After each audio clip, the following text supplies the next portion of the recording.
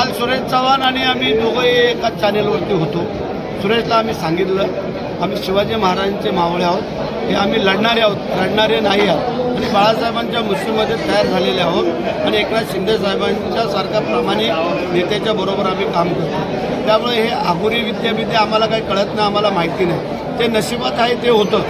तुम्ही आगोरी विद्या करून जर काय पावन करायचं असेल तर आतापर्यंत आम्ही कधीच पालकमंत्रीपद पावन केलं असतं, परंतु जे काय साधू महाराज येतात आम्हाला शुभाशीर्वाद द्यायला किंवा त्यांचं काय काम असतं त्यासाठी। आणि तुम्हाला पण माहिती आहे पत्रकारांना, काही मीडियावाल्यांना, तुम्ही येता घरी, मी कधी कधी टॉयलवरती बसून लोकांच्या समस्या सोडवत असतो, कारण सकाळी लांबून येणारी लोक असतात आणि त्यांना सामोरं जाणं हे आमचं कर्तव्य समजतो। आणि त्यात व्हिडिओ जर खरोखरच जर आम्हाला कोणाला काही जर आगोरी विद्या करायची असतील तर त्याने आपला व्हिडिओ काढून दिला असता का?